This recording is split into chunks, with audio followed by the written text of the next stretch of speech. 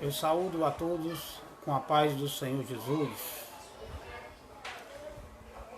Boa tarde, amados irmãos. Estamos aqui mais uma vez nos preparando para ministrar a terceira aula dos jovens, que está lotada no dia 19/4/2020. Já estou vendo aqui alguns amados já se conectando. Para darmos início, dá um amém aí, um joinha, para quem está me ouvindo bem. E já vamos compartilhando para os nossos irmãos, para termos mais uma tarde abençoada na presença do Senhor Jesus, aprendendo as coisas do alto, para que cada vez mais sejamos fortalecidos no seu conhecimento, no seu poder e na sua glória. Amém? Os irmãos que estão conectados, opa! Francisco José, deu ok. Pai do Senhor Jesus. Está ouvindo bem, amado?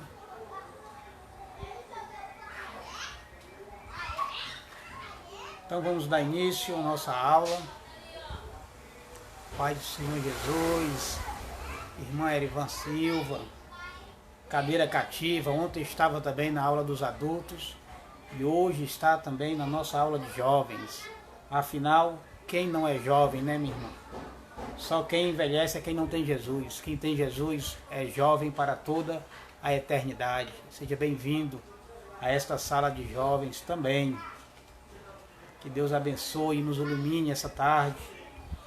Que Ele venha do alto derramar graça, poder e conhecimento. Então, amados, vamos dar início à nossa aula. Já temos aqui o nosso sala aberta com alguns integrantes da nossa sala já. Nós estamos, amados, no segundo trimestre. O tema principal é Tempo de Conquistas, Fé e Obediência no livro de Josué. Nossa lição de hoje é a lição 3, do dia 19/4/2020, que fala preparativos para a conquista. Mas antes de mais nada, vamos iniciar como fazemos sempre, com uma oração. É o tempo que os irmãos aí compartilham, para que os demais irmãos venham também ser abençoados e agraciados com o aprendizado do alto. Senhor meu Deus, uma vez mais te rendemos graças, Senhor, porque tu nos concede mais uma vez de estar aqui, Senhor, fazendo essa live para chegar aos corações dos teus servos, Senhor. Independente do lugar que nós estejamos, Senhor, o Senhor é conosco e nós cremos, Senhor, que esta tarde não será diferente.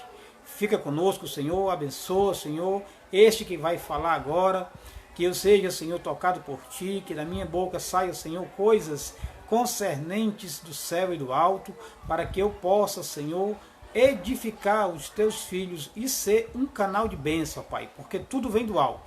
Que eu seja usado, Senhor, para tocar nas vidas, para que vidas sejam tocadas e esclarecidas quanto às coisas do reino do céu. Abençoa, Senhor, os alunos, os teus servos que estão ouvindo neste momento, aqueles, Senhor, que vão adentrar agora há pouco, abençoa também, toca nos corações deles, Senhor, para que eles possam vir e aprender um pouco mais de ti cada vez mais. É assim que nós te oramos e já te agradecemos em nome de Jesus. Amém. Louvado seja o nome do Senhor. A lição de hoje, amados, preparativos para a conquista. Nada, amados, é feito por acaso. E tudo tem uma forma e tem uma preparação. O texto do dia, para quem não tem a revista, está em Provérbio 21, verso 31. Provérbios, capítulo 21, versículo 31. Diz o seguinte o texto do dia: o cavalo prepara-se para o dia da batalha, mas do Senhor vem a vitória. Estamos vendo nesse livro que já ficou bem claro que, apesar das lutas ter sido ganhas pela força humana, mas ficou bem claro que quem deu vitória foi o Senhor. E o texto é bem claro aqui e já cabe uma reflexão para os nossos dias. Por mais que nós preparemos, por mais que nós tenhamos estratégias, se nós não colocarmos na mão do Senhor, esta estratégia será em vão. Então, amados, planeje, estude, sonhe, mas coloque nas mãos do Senhor, que é dele que vem a vitória. Síntese. Deus conduziu o seu povo e concedeu-lhe vitória, mas a glória para toda e qualquer conquista deve ser atribuída exclusivamente a Ele, ao Senhor dos Exércitos, nosso Senhor e Redentor Jesus Cristo. Amados, o texto bíblico está em Josué, capítulo 2. Aí nós vamos ler o versículo 1, depois o 9, depois o 11, 23 e 24. Josué, capítulo 2, aí versículo 1, aí versículo 9, 11, 23 e 24. Leiamos a poderosa palavra de Deus, a inerrante palavra, inspirada pelo Altíssimo, como está escrito nos livros das Escrituras Sagradas. E enviou Josué, filho de Num, 2 homens desde Setim, a espiar secretamente, dizendo: andai e observai a terra e a Jericó. Foram, pois, e entraram na casa de uma mulher prostituta, cujo nome era Raabe, e dormiram ali. E disseram os homens: bem sei que o Senhor vos deu esta terra, isto Raabe dizendo aos 2, e que o povo de vós caiu sobre nós, e que todos os moradores da terra estão desmaiados diante de vós, ou seja, ou atemorizados.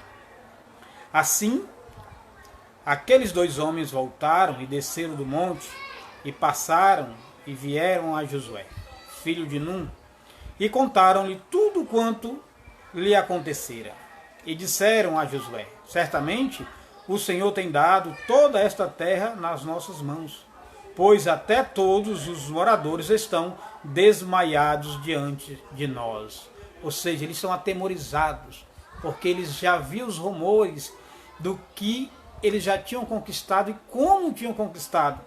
Então ela e eles já tinham consciência, porque ela revela a eles o contraditório, ou seja, apesar daquele povo já ser uma cidade, um estado, mas eles tinham já as notícias que o povo de Israel era um povo abençoado, que as vitórias quem dava era Deus. Foi isso que a meretriz ela deixou bem claro, que todo o povo tinha temor do povo de Deus, porque sabia que aquele povo era um povo vitorioso, não pelas suas mãos, mas porque o seu Deus lhe dera vitória. Vamos para a introdução. Depois de ouvirem as últimas instruções de Moisés, podemos perceber, mediante a leitura do texto bíblico, que os hebreus estavam agora melhor organizados, conscientes de sua missão histórica e mais disciplinados ou obedientes. Com a chegada deles às fronteiras da Terra Prometida, o discurso final estava devidamente confirmado como comandante-chefe em seu lugar. O povo entendeu que estava chegando um novo tempo para suas vidas. A promessa que há séculos pairava sobre a nação, agora tornar-se-ia realidade. Que promessa era essa? A promessa da terra prometida, que desde o passado o Senhor tinha prometido, em séculos, há tempos e tempos. Os hebreus sabiam que, como nos episódios do Mar Vermelho, Deus precisava intervir fortemente para que eles pudessem entrar na terra prometida. Então Josué ordena ao povo, pela fé, que façam os preparativos para atravessar o Jordão e conquistar a herança. Meus amados, podemos já aqui fazer um contraponto, porque eu sempre digo que as Escrituras Sagradas nada mais é do que uma mudança de tempo, mas a situação é exatamente a mesma.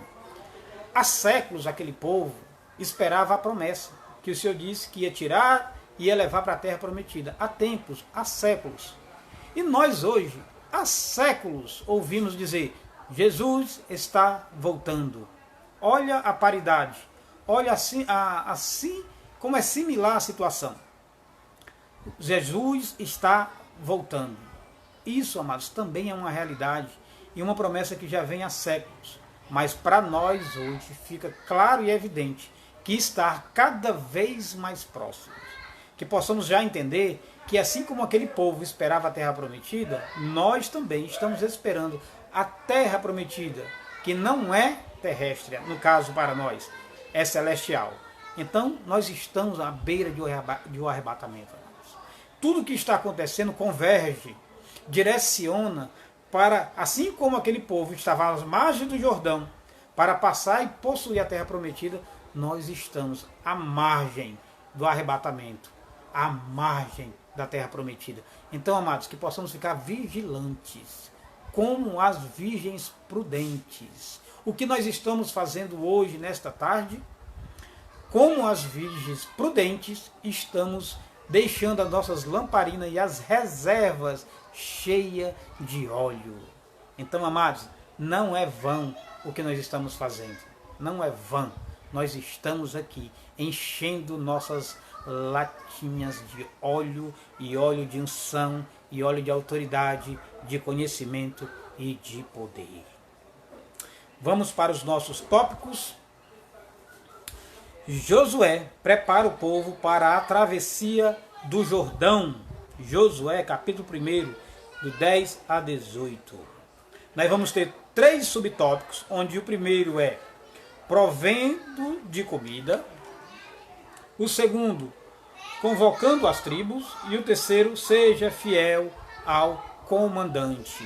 Vocês observam, amados, que tudo, como nós estamos estudando o livro de Josué, está mostrando as estratégias que Josué utilizou.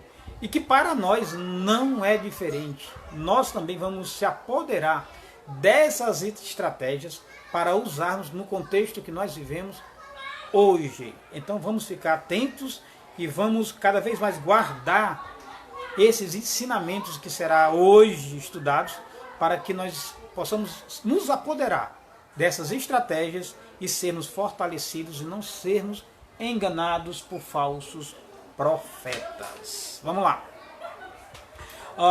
No versículo 11 diz que o livro de Josué narra a história da saga dos hebreus rumo a Canaã.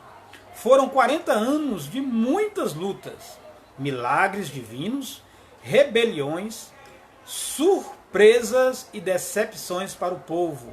Agora chega ao destino. Grande parte dos milagres, como a travessia do deserto, cessou, como foi o caso do maná. Nós vimos que na lição passada, cessou o maná quando eles chegaram e foram atravessar o Jordão. Qual o primeiro ponto, amados, que nós podemos tirar desta situação? Lá em João 16:33, fala que no mundo tereis aflições. Notem que no texto falou que lá teve traições, que teve decepções, ou seja, qual a diferença daquele tempo para hoje? As decepções, as desilusões, da mesma forma. Jesus está voltando. Há quem diga que isso é uma história que vem há muito tempo, mas para nós, amados, assim como chegou o Jordão para ser atravessados, daqui a pouco chega a travessia para a eternidade. Então nós podemos trazer, amados, uma reflexão, como diz lá no trecho de João 16:33. No mundo tereis aflições. Nós também somos acometidos dessas aflições. Mas seguramente, amados, nós temos que ter consciência que temos um Deus que está conosco. E como estava com Josué, Ele também estará conosco. Josué reuniu os príncipes do povo e deu-lhe uma ordem com a qual os hebreus não estavam acostumados. Passai pelo meio do arraial e ordenai ao povo, dizendo: provende-se de comida. Este precisava de suprimento e só tinha 3 dias para providenciar tudo. Acredita-se que a ordem visava a preparação de receitas com as derradeiras porções de maná. Como naquela ocasião o maná ia cessar, e olha como já tem algo divino. O maná era para o dia. E ele pede aqui para guardar maná para 3 dias. Se não tivesse a direção de Deus, o que ia acontecer no segundo dia? Ia estragar o maná. Mas ele pede para que guarde para 3 dias. Aí Deus já está no meio do negócio. Porque se fosse para o dia seguinte, o maná já ia estragar. Com exceção do domingo, que o Senhor liberava para 2 dias. Mas aqui ele fala para 3 dias.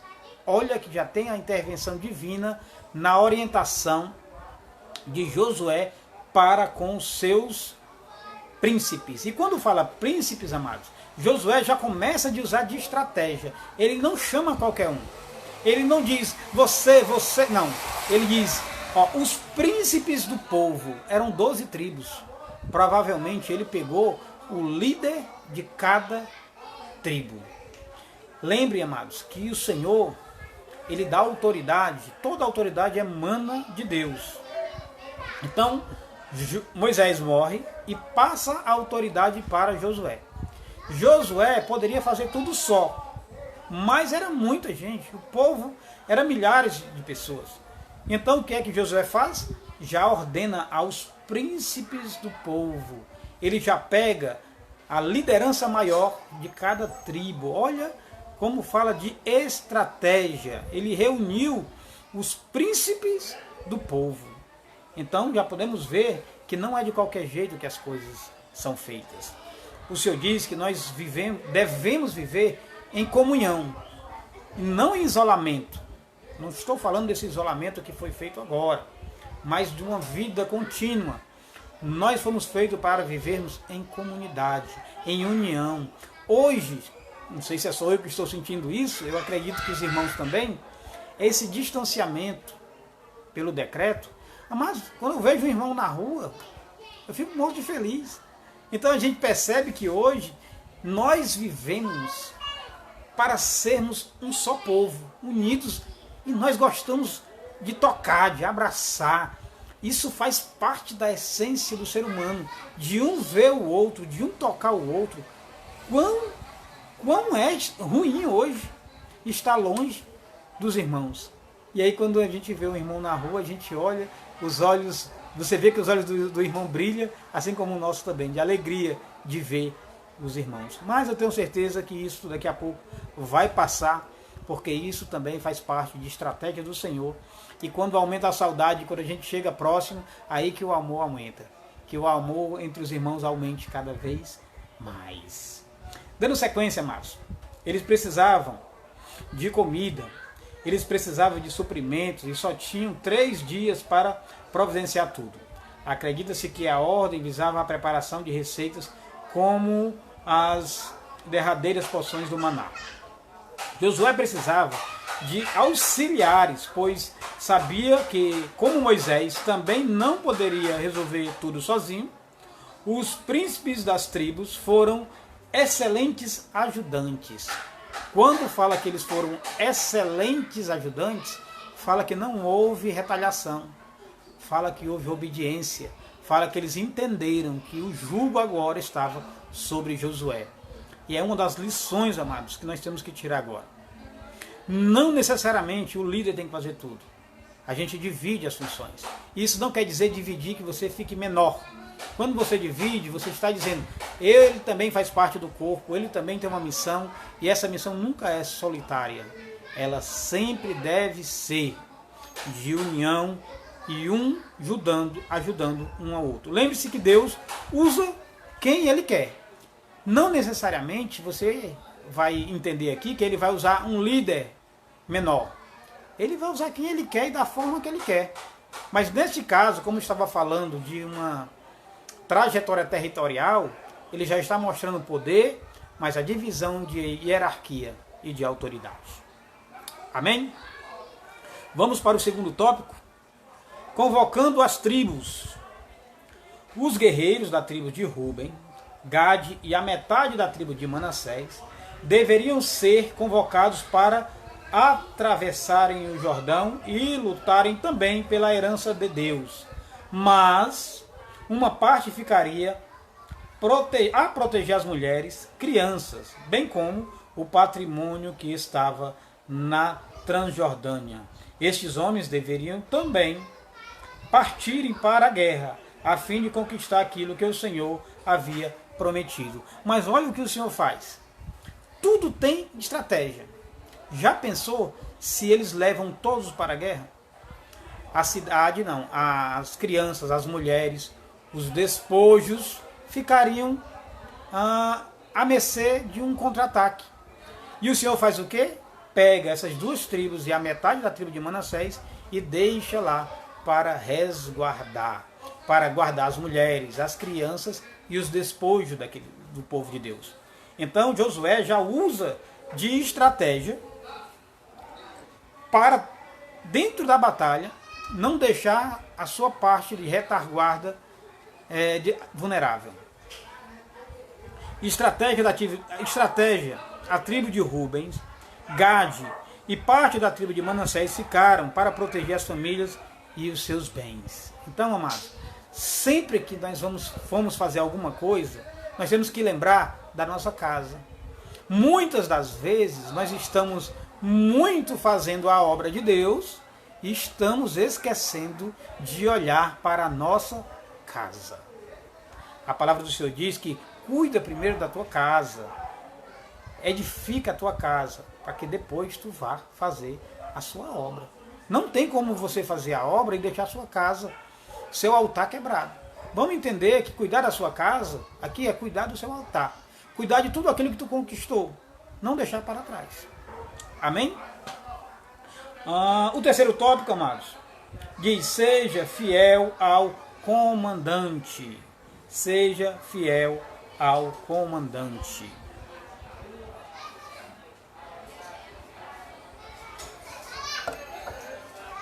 O povo estava abastecidos de víveres, de alimento. Todas as tribos estavam reunidas.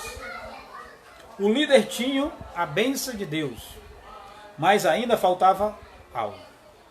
Uma demonstração sincera de fidelidade e submissão do povo ao novo chefe, Josué. De nada adianta ter uma bela estratégia e um formidável exército se as pessoas não estão dispostas a obedecer ao guia. Não estão dispostos a obedecer ao guia. Este é um dos segredos da arte da guerra. Olha como é interessante. Do que adianta nós prepararmos a batalha, estudarmos o adversário, mas se na hora de ir para a batalha nós não pedimos a orientação de Deus? De nada tem proveito. É como falou o texto do dia: o cavalo prepara-se para a batalha, mas a vitória vem do Senhor. Não adianta, se a gente fizer uma boa execução, uma boa estratégia, tiver um bom nível de soldados preparados, se nós não tivermos a plena comunhão e a direção de Deus. Deus já tinha anunciado sua fidelidade a Josué. O povo já via Josué como um homem de Deus. O povo já enxergava que ele realmente era o sucessor de Moisés. O povo já tinha visto quanto que Deus tinha abençoado Moisés naquela travessia. O povo já viu que eles passaram por um deserto e chegaram ao ponto que Deus prometera. Agora eles viram que Josué, também como Moisés, era um servo de Deus, temente a Deus, e que Deus era com ele. Então Deus já tinha anunciado a sua fidelidade a Josué. E agora o povo anunciou seu compromisso. Olha, depois que o povo percebe tudo isso, aí eles realmente são submissos a isso. E agora o povo anunciou seu compromisso em obedecer ao líder Josué. Os hebreus estavam confiando o destino de suas vidas a Josué. Imagina mais, para aquela multidão e aquele povo confiar em um só homem, é porque eles já tinham uma certeza que Josué estava com Deus e era um homem de Deus. O que Josué e eles queriam ver a postura de Josué e que Josué agradecesse a Deus. E na segunda parte, que Josué se esforçasse, ou seja, deste modo seria melhor e mais confiável. Ou seja, o ser humano ele é completo, é complexo. Eles já sabiam que Moisés era com Deus, já sabiam que Josué era com Deus, mas mesmo assim eles queriam ainda ver Josué agradecer a Deus e queria que Josué se esforçasse, assim como Moisés se esforçou. Olha como é difícil o ser humano. Já tinha convicção que Deus estava com Josué, mas eles queriam ver. E aí nós trazemos uma boa reflexão. As palavras mudam, mas o exemplo transforma. Ou seja, o testemunho, eles queriam ver com seus olhos, assim como Tomé, ver ele se prostrar, agradecer e a ação de Deus na vida daquele povo. Amém?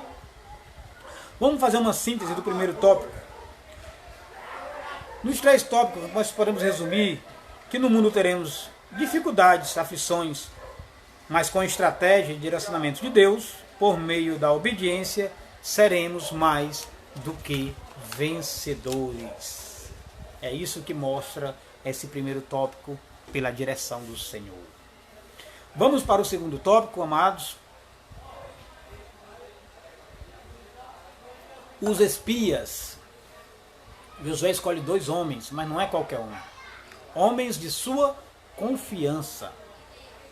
Enviados para o reconhecimento da cidade. Olha como Josué faz, copiando o que Moisés pediu para fazer. Josué estava entre os 10 que foram enviados para ver como que era a terra prometida. E Josué, inteligente, estava copiando aquela estratégia usada pelo seu líder Moisés.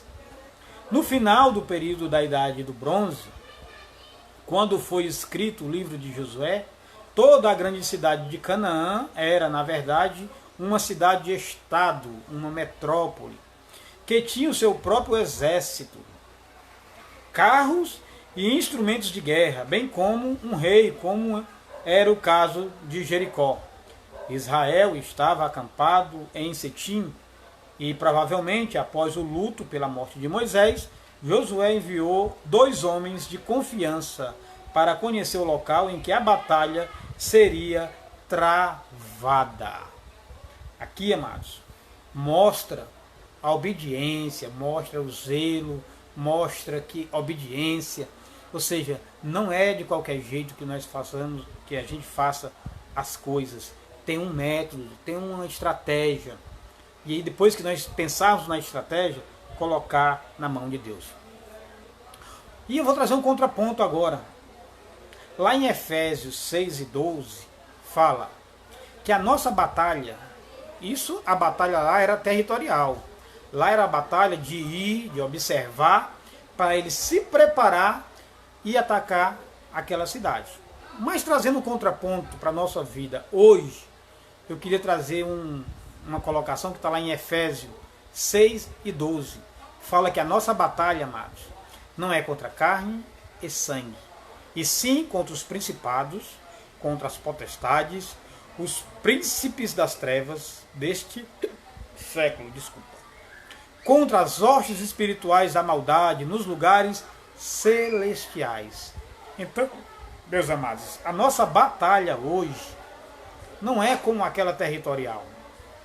O Senhor deixa bem claro em Efésios 6 e 12 que nossa batalha não é contra a carne, nem contra sangue, ou seja, não é contra o nosso irmão, não é contra aquele que faz errado, é contra as potestades, os espíritos que operam neste mundo, nesse século, os demônios caídos. É essa a nossa luta, é essa a nossa batalha. E o inimigo, ele opera, como diz em Efésios 2, que ele opera nos filhos da desobediência, na parte B, e aí nós temos que entender isso. E parar de julgar o irmão, porque o irmão às vezes está sendo usado pelo inimigo, pela sua desobediência, e nós às vezes ficamos com raiva do irmão. Muitas das vezes a gente acha que o irmão está errado, que o irmão não está certo. Não que nós temos que ser conivente com o erro do irmão.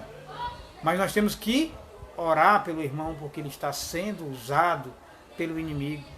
Então a nossa briga, amados, não é contra a carne nem contra sangue, ou seja, não é contra os nossos irmãos, não é contra os maridos, não é. Nossa briga é contra a ação do inimigo sobre as coisas que acontecem no mundo.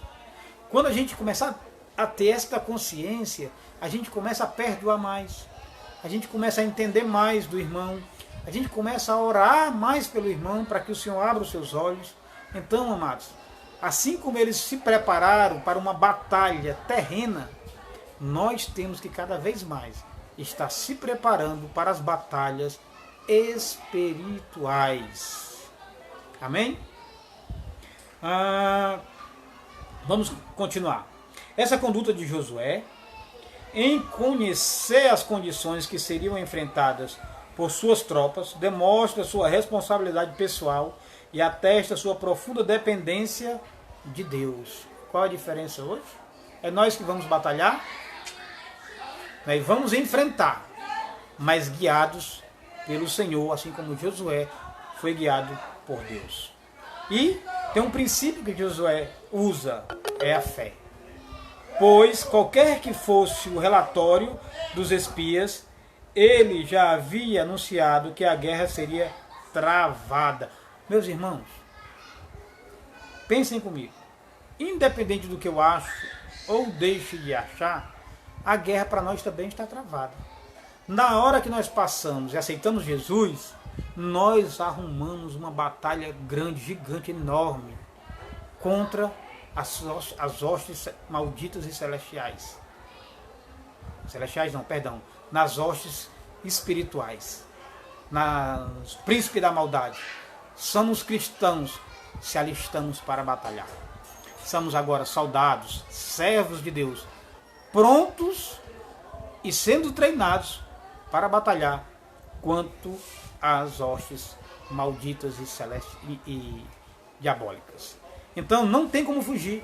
Você é crente, você é cristão, você é servo de Deus, você foi alistado para o exército. Assim como Josué estava conhecendo o inimigo, nós também, através desse texto que eu acabei de ler, agora passamos a entender que o nosso inimigo não é o ser humano, mas o inimigo, as potestades do mal nos lugares celestiais da maldade. Independente do que a guerra está travada. Eu não concordo, mas a guerra está travada. Eu não vejo assim, mas os espíritos estão aí. O inimigo está aí. A palavra do Senhor diz que o inimigo está, João 10:10, ao nosso derredor, bramando, esperando a quem tragar. Ou seja, nós já sabemos o que é a batalha, sabemos o que é a guerra. Se nós relaxarmos, ele entra. Mas se nós ficarmos fiel, buscando, aprendendo, nos enchendo de óleo do alto, de unção e de poder, nós estamos preparados para guerrear, para a batalha. Vamos para o nosso item 2, segundo tópico, subtópico. Os espias são descobertos. Ei, amados, acabei de dizer, fomos descobertos, somos crentes, somos soldados, somos servos de Deus. E agora? Após atravessarem o Jordão, os dois espias partiram para Jericó, que ficam a aproximadamente 6,5 quilômetros.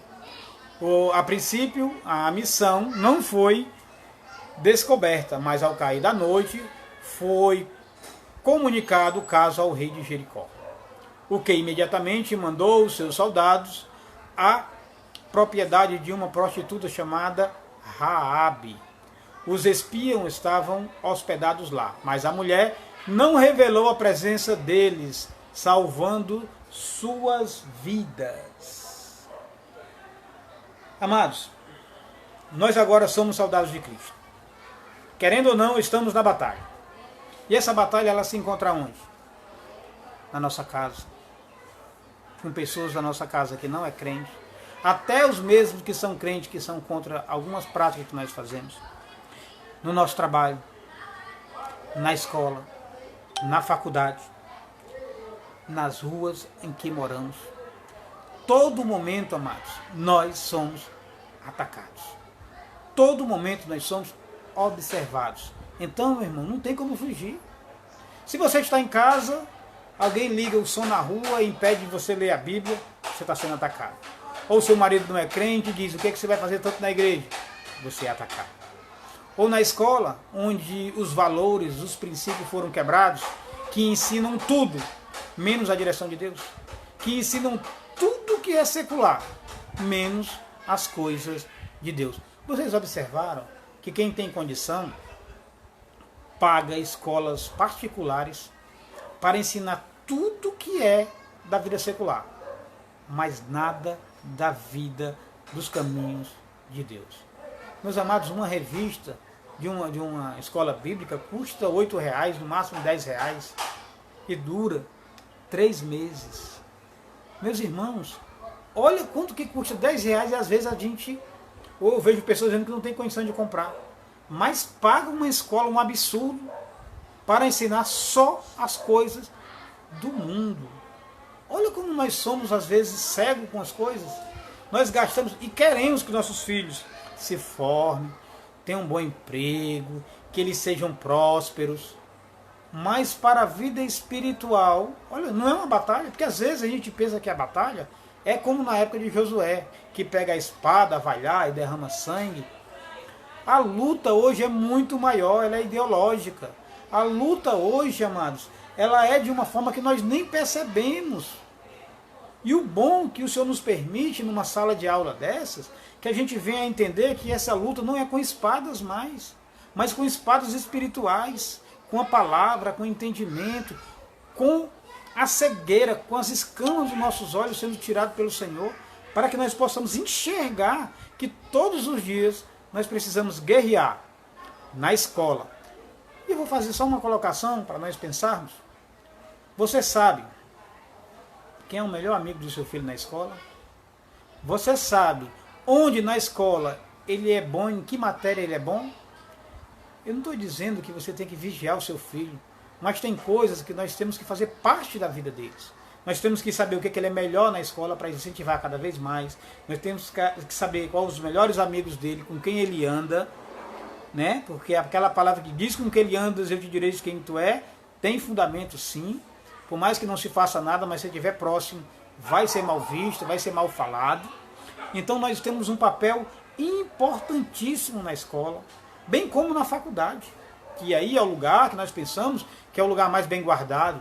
Mas pasmem, meus irmãos, tanto na faculdade particular, tanto quanto na pública, tenha cuidado. Converse com seus filhos, acompanhe, porque lá hoje, na faculdade, é um lugar de aprendizado, mas é um lugar de perdição, de desvio de conduta. Eu estou dizendo isso, amados, porque eu estive na faculdade, eu sei, e era particular, e eu sei, amados, se você não estiver firme na fé, se você não for convicto, os convites vêm, meus amados, de toda direção. Os convites vêm de uma forma, vem tirar de você a tua comunhão, vem falar que tu é bobo, vem falar que tu lê um livro que está 2000 anos ultrapassado, que o que vale são as teorias que são ensinadas.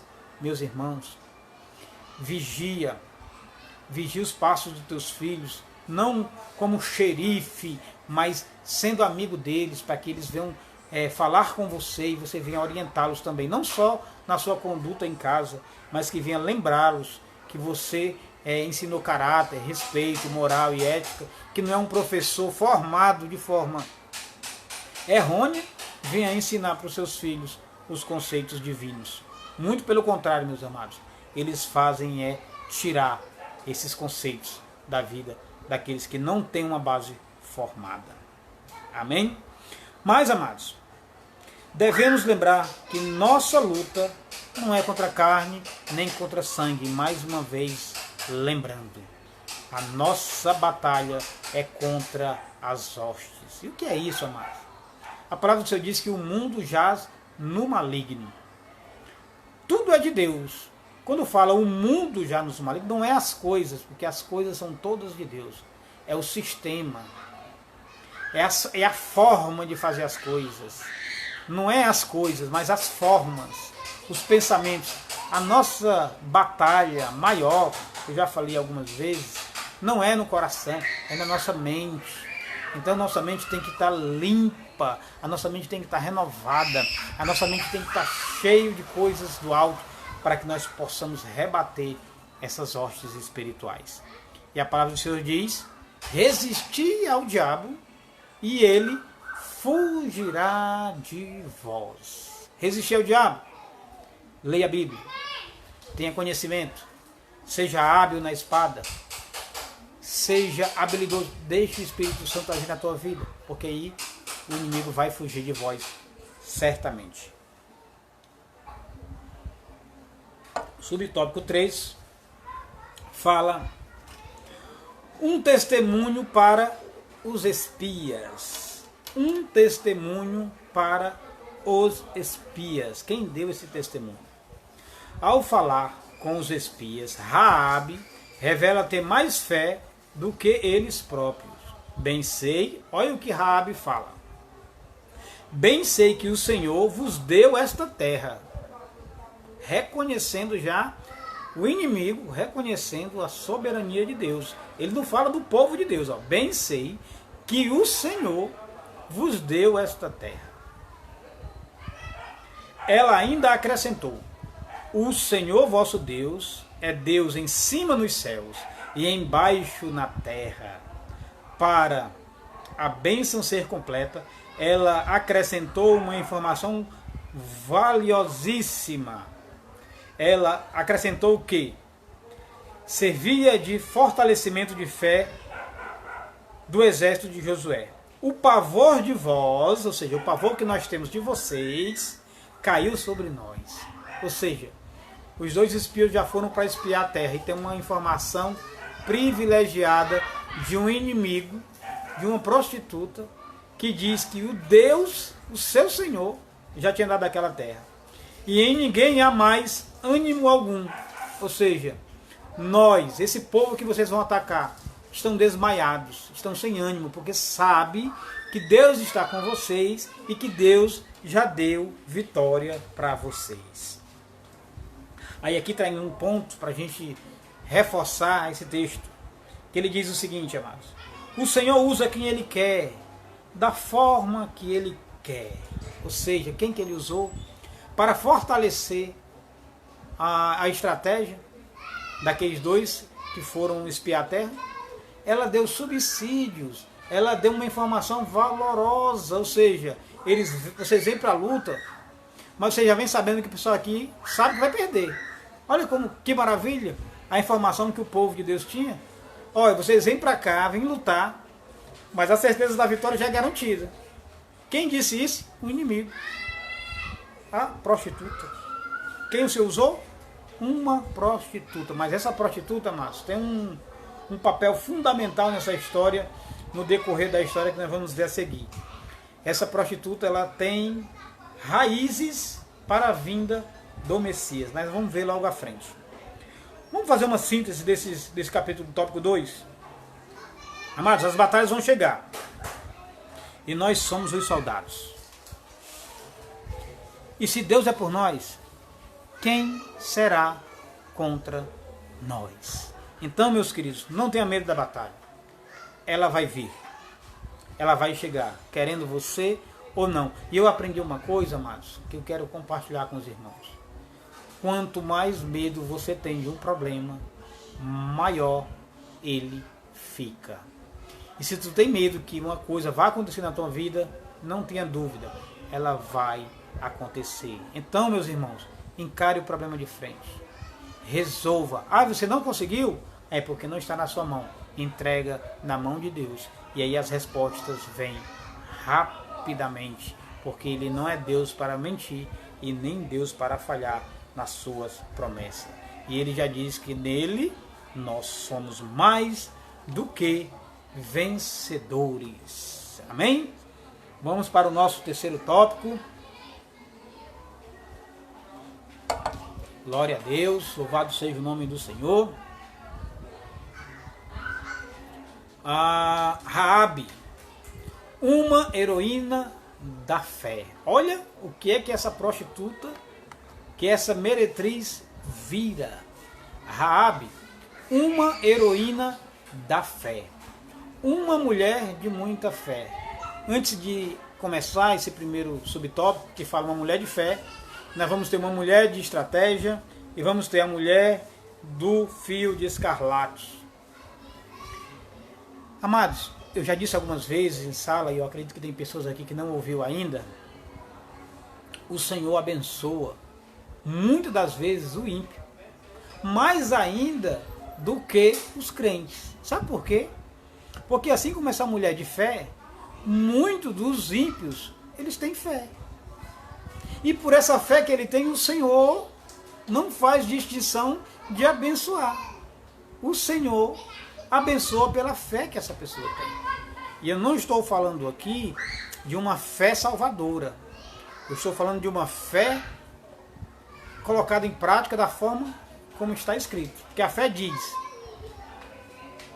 lá em Hebreus 1 diz que a fé é o firme fundamento das coisas que não se vê, mas a certeza do que elas já são. O que é que o ímpio faz? Ele tem certeza que se acordar cedo, ele vai ganhar dinheiro. Isso é fé. E por essa fé ele é abençoado. Eu não estou falando da fé salvadora, mas estou falando de uma fé de conquista, uma fé de cura, uma fé de realização, porque são coisas diferentes. Nós temos vários tipos de fé. Vários. A fé de cura, a fé de buscar um bem e conseguir, e tem a fé salvífica, que é a fé salvadora, que é uma outra questão. Eu poderia até dar um exemplo para não ficar solto, amados. A mulher do fluxo de sangue, quando ela toca em Jesus, a palavra diz que ela é imediatamente curada. O que é que curou aquela mulher? A fé, que é um dom de Deus, que foi gerada nela depois que ela perdeu tudo. Então ela toca na orla do Senhor e ela é imediatamente curada. A palavra não diz nesse momento que ela é salva. Então eu estou falando agora, confirmando, dentro das Escrituras, o que é a fé de cura ou a fé de libertação. É esta fé que eu creio que eu vou ter e eu tenho. Aquela mulher do fluxo de sangue, ela não foi salva quando tocou Jesus. Mas quando Jesus fala, pergunta quem tocou e ela sabe que foi com ela, e eu estou só adiantando aqui, a palavra diz que ela se prostra aos seus pés e conta toda a verdade. Então vamos lá. Quando ela se prostra, e quando você se prostra é porque tem um Senhor. Agora, ela não está buscando mais uma cura, porque ela já está curada. Ela reconhece o Senhor como Salvador e Senhor, por isso que ela se prostra. Quando ela se prostra e o Senhor ouve tudo o que ela tem a dizer, e quando ela diz, o Senhor diz, vai, a tua fé te salvou. Agora ela usa uma fé salvífica. Observa a diferença? A fé para conseguir as coisas e a fé para ser salvo. São situações diferentes. Ambas derramadas do alto de Deus. Ambas derramadas do alto. Mas o que nós temos que ter convicção é que nós temos que ter em nós é a fé salvífica.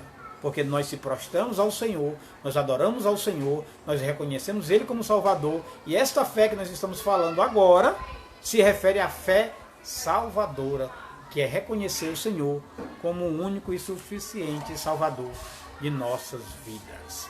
Vamos para o primeiro tópico do primeiro subtópico do terceiro tópico, que é Raabe, uma heroína da fé. A figura de Raabe surgiu de modo inesperado na história dos hebreus, para demonstrar que Deus é soberano. Raabe tinha uma vida promíscua em Jericó, mas o Senhor a resgatou e fez da sua vida um instrumento em suas mãos. Deus usa quem Ele quer e da forma que Ele quer. Sua ação é tão magnífica que lhe conferiu o status de heroína da fé, está lá escrito em Hebreus 11, 31. Heroína da fé. Depois da queda de Jericó, Raabe casou-se com um homem de Judá e gerou um filho, Baás, a qual posteriormente casou-se com a moabita Ruth, assumindo assim sua geração a linhagem real, vindo a tornar-se ascendente do Senhor Jesus. Olha o que ocorre. aquela prostituta é transformada, recuperada, restaurada, casa com um homem de Judá, e de lá nasce Baás, e a sequência vem a descendência do nosso Salvador. Aqui, amados, traz uma reflexão tremenda. Que Deus usa quem Ele quer e da forma que Ele quer. E quem somos nós para criticar aquele que nós achamos que é ou que não é? Quem somos nós? Nós não sabemos o projeto que o Senhor tem na vida das pessoas. Por mais meretriz e prostituta que ela fosse, tecnicamente ela não tinha valor nenhum. Mas o Senhor mostra que ao longo do tempo, Ele faz assim. Ele pega o pequeno para confundir os grandes. E Ele pegou uma que não tinha confiança nenhuma, que não tinha valor nenhum, que era uma pecadora, e transformou e fez da linhagem dela, como diz o texto, a vinda do Messias. Olha como Deus é tremendo. Deus transforma, amados. Traz uma reflexão grande para nós aqui, nesse texto, que Deus transforma maldição em bênção. Ou seja, Ele transforma aquela situação dela, caída, pecadora, com a tendência de continuar pecando e pecando cada vez mais, que a palavra diz que um abismo chama o outro, ou seja, um pecado chama o outro, mas a palavra também diz que Deus transforma maldição em bênção.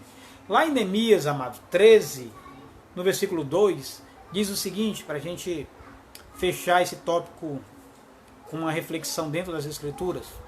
Fala o seguinte, Neemias 13, 2. Deixa eu abrir aqui a Bíblia aqui. Portanto, não tinha saído ao encontro dos filhos de Israel com pão e água?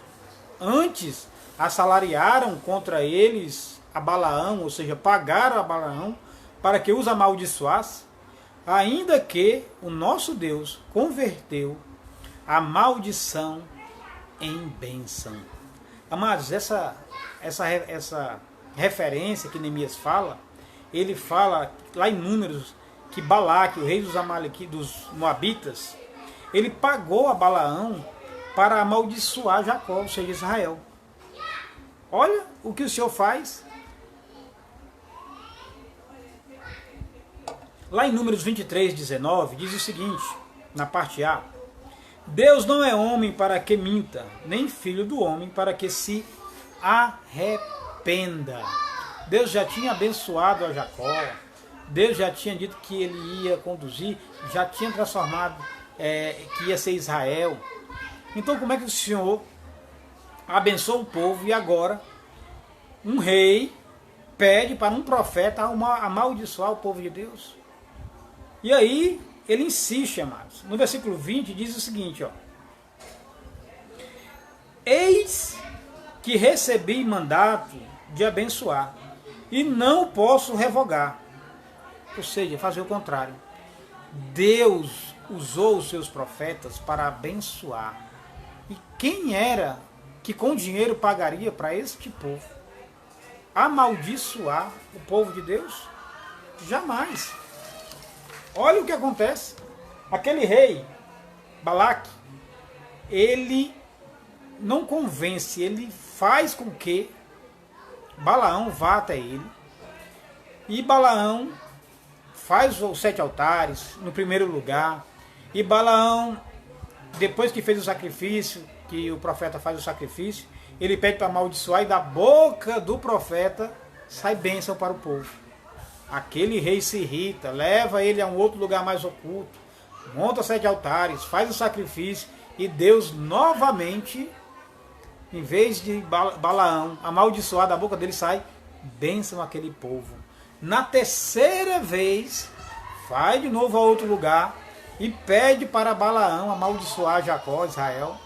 E o Senhor diz no versículo 20, eis que recebi mandato de abençoar e não posso revogar, ou seja, fazer o contrário. E Deus diz, ó, Deus não é homem para que minta, nem filho do homem para que se arrependa. Então, meus amados, quando o Senhor faz a promessa na minha vida e na tua vida, não se preocupa, não tem macumba, não tem hoste, não tem nada. só tem a direção de Deus. Nós só precisamos, amados, ser obedientes. Essa é o centro e sempre será o centro do que o Senhor quer que nós sejamos. Obediente à sua palavra, obediente às Escrituras, obediente à sua direção. Somente, tão somente seja obediente às coisas do alto. Vamos para o segundo tópico, subtópico. Uma mulher de estratégia. A mentira de Raabe foi um pecado originado da fraqueza de uma pessoa que não conhecia completamente o Senhor e sua lei. Pessoas amadurecidas espiritualmente resolvem situações complicadas com sabedoria e descrição, mas sem mentir. Então por que ele abençoou Raabe? Está dizendo o texto aqui, ou que está escrito na revista, porque ela era nécia, ela não tinha conhecimento das Escrituras. Porque as Escrituras diz que quem fala que não mente já é mentiroso, e quem é o pai da mentira é o diabo. E nós não somos filhos da mentira, nós somos filhos da luz. Aí dá um exemplo de sabedoria. Quando foi questionado, Abraão, quando foi questionado por Isaac acerca do cordeiro para o holocausto, Abraão não mentiu para Isaac. Olha a sabedoria que quando Abraão leva Isaac para o sacrifício, está lá em Gênesis 22, 7 e 8. Olha que ele poderia mentir para o filho, mas ele não mente. Ele fala a verdade. Veja lá, abra sua Bíblia aí em Gênesis 22, Gênesis capítulo 22, no 7 e 8. Diz assim, no versículo 7. Então falou Isaac a Abraão, seu pai, e disse, meu pai. E ele disse, eis-me aqui, meu filho. E Isaac disse, eis que o fogo, a lenha, está tudo pronto. Mas onde está o cordeiro? Para o holocausto ou para o sacrifício? E, de forma inteligente, sem mentir, Abraão, no versículo 8, diz, Deus proverá. Ele podia ter dito, o Senhor mandou que eu te sacrificasse, e eu vou sacrificar porque eu sou obediente a Deus. Ele não disse isso. Ele disse, Deus proverá. Quando ele diz isso, amados, ele já era um homem, Abraão, o pai da fé, era um homem que sabia que se estava com Deus, Deus ia prover. Abraão não tinha dúvida, mas ele foi até o fim. E Deus brada com o anjo e diz, não faça isso porque eu sei que tu temes a mim. Então, meus irmãos, não se preocupe, não minta, fale a verdade. Se alguém se afastar de você porque você falou a verdade, não foi a sua mentira, não foi a sua verdade, aliás, que o afastou, foi Deus que afastou de você. Então tenha convicção, fale a verdade, doa a quem doer, porque servo de Deus tem sabedoria, e quando você fala a verdade e alguém se separa de você ou se distancia de você, na verdade foi Deus que separou esta pessoa de ti. Porque, amados, não tenha um amigo com mentiras. Você está construindo algo em cima, fora dos princípios éticos, fora da que fala as Escrituras. Fale a verdade. Eu já disse uma vez, eu vou repetir de novo. Se alguém falou a verdade para você e você se afastou dela, volte a ser amigo dessa pessoa. Porque quem fala a verdade para você, na verdade, é seu amigo. Cuidado com aqueles que diz sim para você. Cuidado com aqueles que sim, sim. Muitas das vezes, amado, você faz uma pergunta para alguém, você já quer ouvir o sim. Quando a pessoa diz não, você fica revoltado. Isso por que você perguntou? Então, veja e lembre do que eu vou lhe dizer hoje. Se alguém falou para você um não, é porque essa pessoa gosta de você. Cuidado com as pessoas que só dizem sim para você. Será que você está certo todo momento? Será se você não erra? Será se seu amigo não é capaz de dizer um não para você? Que amigo é esse? Nosso grande amigo, Deus, o que ele diz para nós? Não. Não roubar, não matar, não levantar falso testemunho. Não, não. Por quê? Porque aqueles que aceitam Jesus estão sob o seu jugo. E seu jugo, amado, não é para que nós possamos se perder, é para que nós possamos ser corrigidos. Cuidado com as pseudos-verdades. Cuidado com os amigos que só dizem sim para você. Cuidado. Cuidado. Porque, amado, nós somos pecadores, nós somos falhos. Então vai ter muitos nãos vindo em nossa direção. É hora de comprar um carro e dizer assim, não, não é hora. Eu vou separar, porque meu marido, ele é assim. Alguém não, meus irmãos. Se ajoelhe, peça direção a Deus, peça para que Ele lhe conduza, peça para que Ele lhe dê a resposta. E Ele vai lhe dar a resposta. Se ajoelha, peça a Ele. Vá dormir, Ele vai lhe dar a resposta. Confia. Confia que a direção da tua vida está na mão do Senhor. Não na direção. Muitas das vezes, só para fechar esse segundo tópico, muitas das vezes, amados, nós já sabemos qual é a resposta. A gente só quer ouvir para agradar o nosso coração. Deus já falou. Então, em vez de perguntar para alguém, pergunta só para Deus. Pergunta só para Deus. Vamos para o nosso terceiro subtópico. A mulher do fio de escarlate. Olha como essa mulher prostituta entra para a história. A história de Raabe prefigura um projeto divino que se revelaria séculos depois, com os seus descendentes mais nobres. Quem? O Senhor Jesus Cristo faz parte da descendência de Raabe. O fio de escarlate que pendia sobre a janela de sua casa no dia da invasão em que a forte muralha caiu, apontava para a gloriosa salvação disponível a todos os homens. Disponível a todos os homens.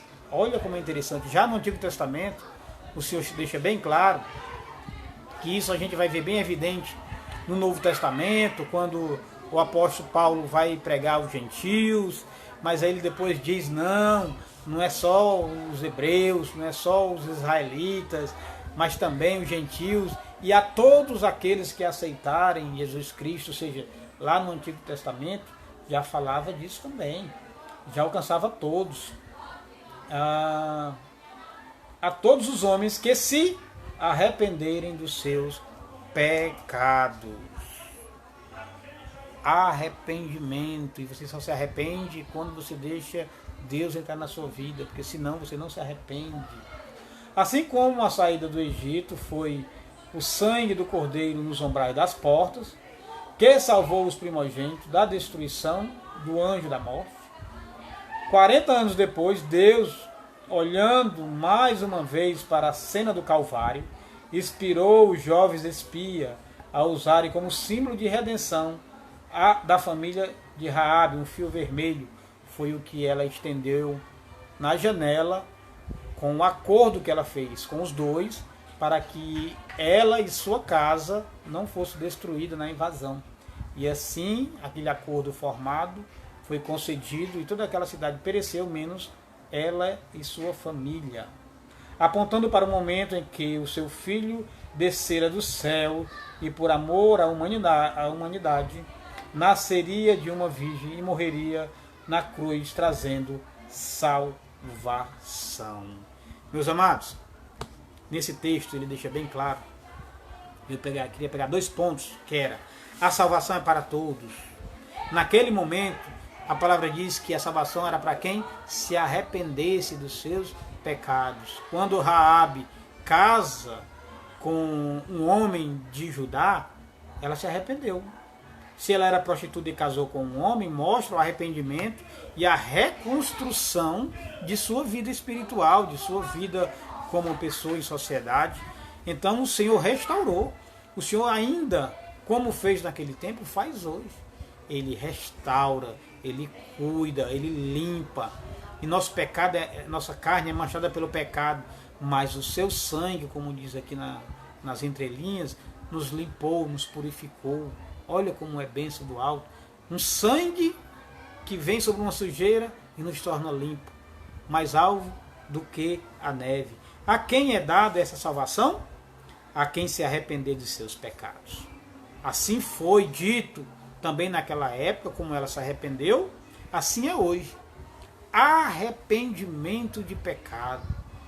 Olha o que é que dizia o João Batista: arrependei-vos de seus pecados, que é chegado o reino de Deus.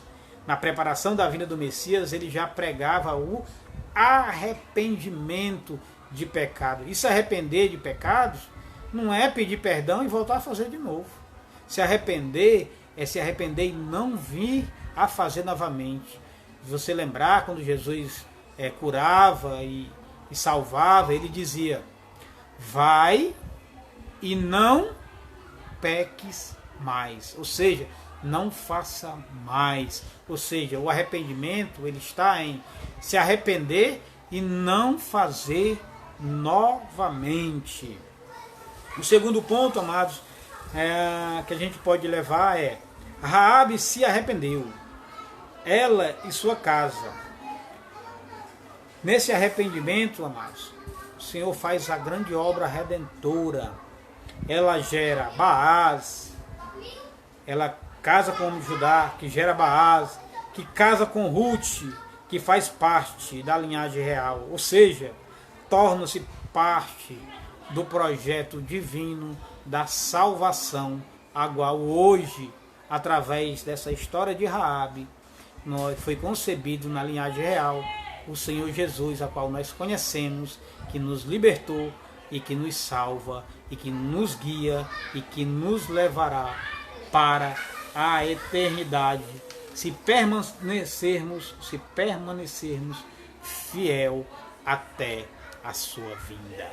E permanecer fiel fala de fidelidade, fala de comunhão, fala de entender que este arrependimento ele partiu de uma fé imposta em nós não, derramada sobre nós através do Espírito Santo, que abunda cada vez mais em nossas vidas, que ele continue abundando e derramando graça, derramando entendimento, derramando paz sobre nossas vidas.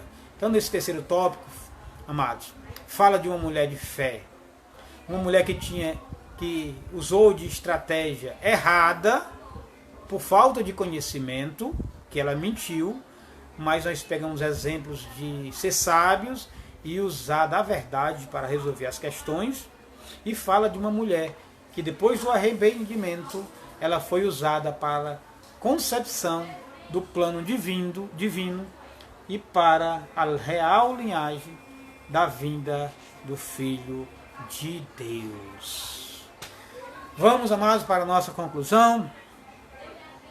O livro de Josué conta a história de milhares de hebreus que estavam cheios de fé e unidos ao líder, a um só propósito, esperando um milagre para atravessarem o Jordão rumo a Canaã, esperando um milagre, porque eles já sabiam do milagre do Mar Vermelho e sabiam que Josué estava com Deus e que Josué, através de Deus, também fariam eles passarem pelo Jordão para entrar em Canaã. O povo, atendendo à ordem de Josué, preparou-se para a conquista. E Deus fez milagres, levantou até inimigos para os ajudarem. Olha que Deus tremendo. Ele levanta os inimigos como levantou Raabe para ajudar no projeto de Deus. Como foi o caso de Raabe, a meretriz, a prostituta, a qual pela fé não pereceu com os incrédulos, com o seu povo, acolhendo em paz os espias. E assim como Deus usou os inimigos para abençoar o povo de Deus com estratégia, ainda hoje o Senhor vai usar tudo o que está acontecendo em nossa volta para que nós possamos sair desta crise política, ideológica, essa crise existencial que o planeta é assolado, Ele vai usar de estratégia, de povos para nos abençoar e sairmos desta crise mais fortalecidos ainda. Eu creio que tudo isso não é para nossa destruição ainda, porque quando isso ocorrer, nós já estaremos no céu. Então tudo isso que está acontecendo é para sermos abençoados.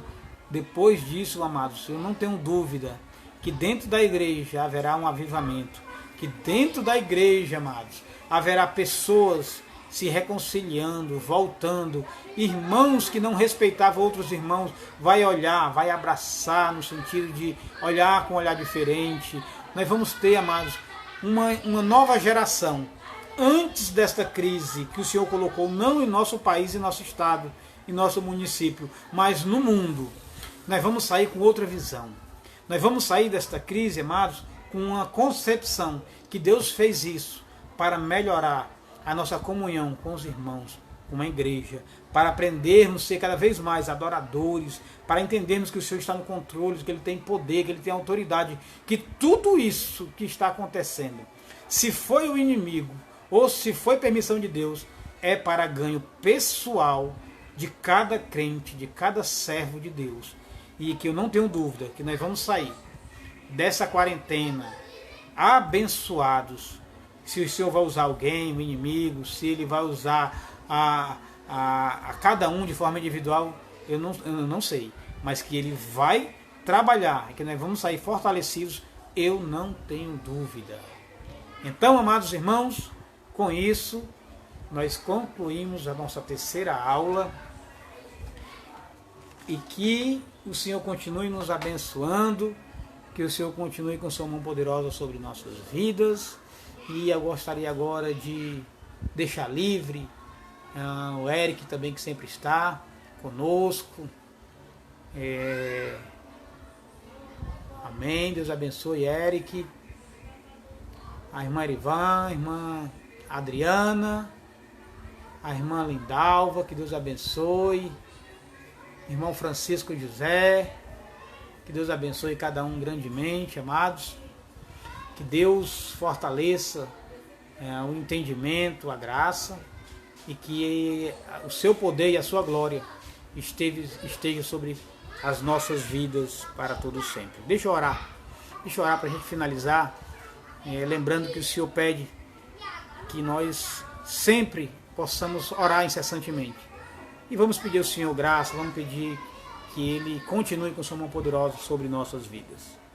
Eterno e soberano Deus, uma vez mais nós te rendemos graças e agradecemos, Senhor, por esta tarde abençoada que Tu nos concede na Tua presença, que do alto, Senhor, Tu cada vez mais derrame, Senhor, unção sobre o Teu povo. Eu peço, Senhor, sobre cada um que estava aqui nessa live, que Tu venha com o seu entendimento, com Tua graça, que Teu Santo Espírito, Senhor, nos guie e nos conduza sempre na direção do alto, Senhor. E que não seja, Senhor, o nosso entendimento, que sempre seja, Senhor, a ação do Teu Espírito em nossa vida, Senhor. Nos traz, Senhor, sempre conhecimento do alto, para que nós possamos ser cada dia mais ser revestidos de poder, não nosso, mas poder do alto, da unção do Teu poder e da Tua graça. Abençoa os lares de cada um, Senhor, que Tu proteja, Senhor, no seu levantar, que Tu proteja nos seus negócios, que esta, Senhor, seja uma tarde linda e abençoada com a Tua presença. Que tenhamos logo mais um culto abençoado, através do Teu anjo, pastor Edivan Chaves, e que nós possamos mais uma vez, Senhor, estar em comunhão contigo, para que possamos ser cada vez mais abençoados com a Tua presença. Que Tua mão poderosa esteja sobre a vida de cada um dos Teus filhos. É assim que nós te oramos e já te agradecemos, em nome de Jesus. Amém. Que Deus abençoe a todos de forma soberana e que vocês possam sentir cada vez mais a presença de Deus protegendo e guiando cada um de vocês, hoje e sempre. Amém. Deus abençoe, meus irmãos. A paz do Senhor Jesus.